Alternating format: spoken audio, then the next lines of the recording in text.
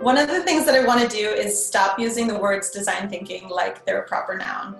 If you don't mind, I'm going to say a few sentences about what design thinking is from a different perspective.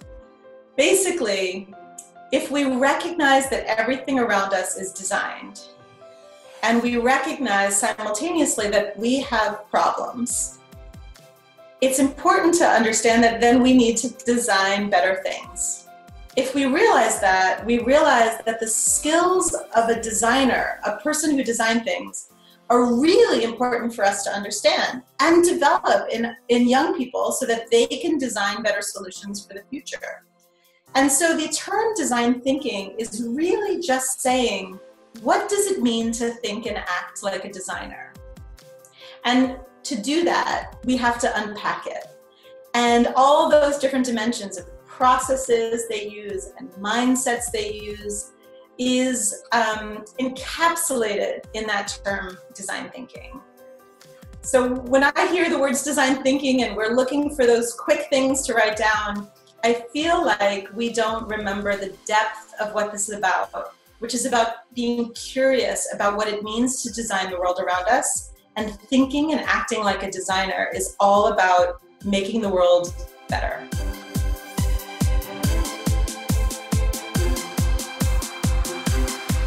The really cool thing, once you realize that design thinking is just thinking and acting like a designer, then we get to think about what does it mean to help people develop those capabilities. So the cool thing for teachers is there's a couple different levels of it, actually. There's helping kids become change makers, helping kids realize that they are designers and they can be designers. And to bring that into the classroom, well, the Design for Change Toolkit is a pretty amazing resource, but it's also really recognizing what a design process is and thinking about how that fits into your curriculum. Because of course, what everybody's teaching is quite different.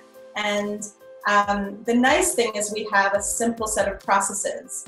And as kids do those processes again and again, they learn really deep things about themselves. It could be something as simple as design a backpack for your classmate, but it could also be a much bigger question like, how might we redesign the cafeteria?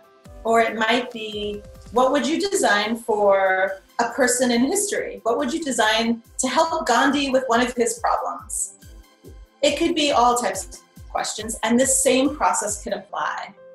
But I do want to say there's also another piece, which is that teachers, especially, are designers. All the time, every day.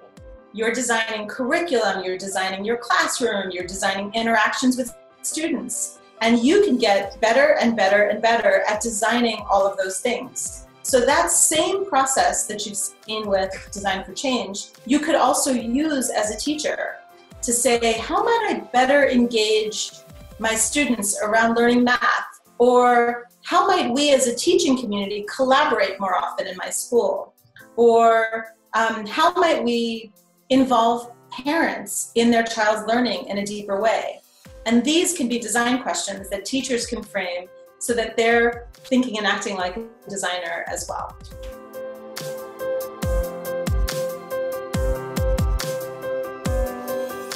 There's the methods of design thinking, but there's also the mindsets of design thinking. And that means if you're thinking and acting like a designer, you're not just interviewing other people to understand their lives or brainstorming or prototyping.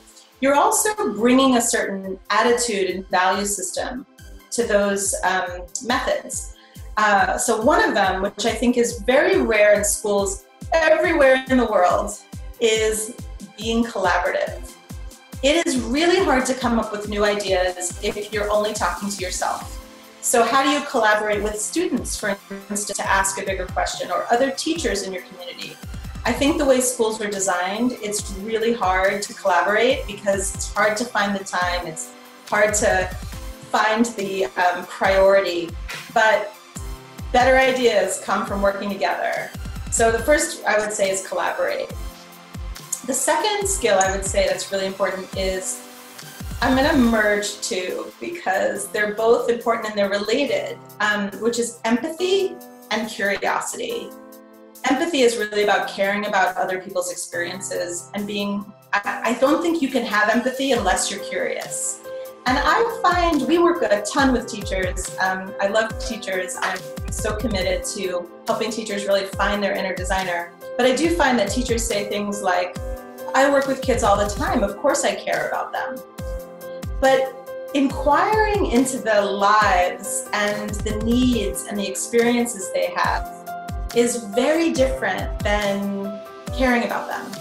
It's actually investigating their lives and what motivates them so that you can be better designers. And that ideally is an endless pursuit of kind of a joyful curiosity about what motivates the people that you're working with, or the students in your class.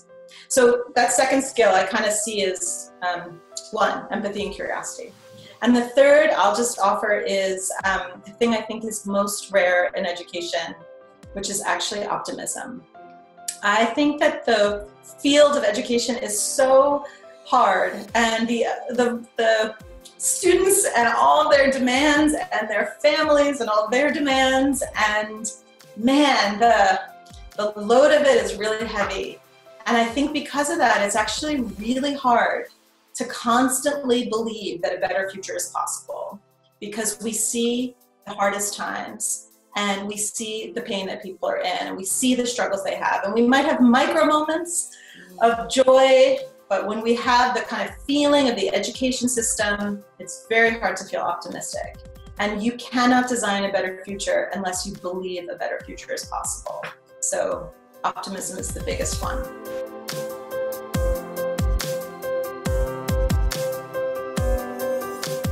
I think this is one of the biggest gaps. Actually, as we did a quick kind of global survey, there are a lot of teachers that use design thinking, but not in a way that it's codified so easily for other teachers to use. So, I mean, I'm such a salesperson for the Design for Change process. So I don't want to repeat something you've already had experience with. But the nice thing about it is when you begin by carving some time for your students to take control of the classroom and go on a design journey, you realize all the barriers about why it's going to be so hard to integrate it. And some of those barriers are like, oh, everybody comes up with something different at the end, so how do I know what's right?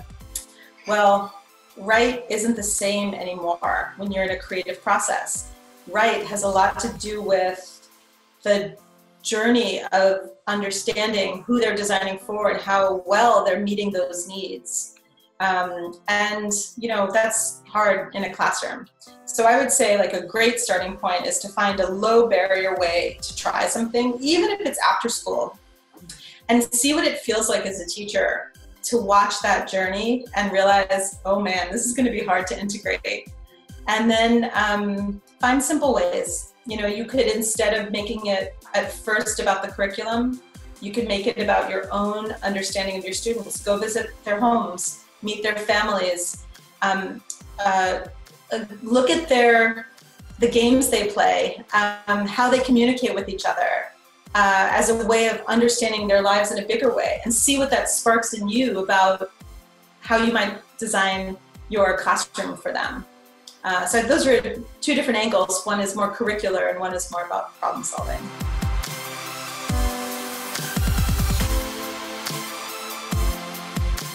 I'm so excited you all are committed to design thinking and how to bring it into your classroom. And when it feels overwhelming, when it feels like too much and too vague, just remember it's all about thinking and acting like a designer, and you do that every day already. So how can you continually learn to do that better? And I can't wait to see what you and your kids create.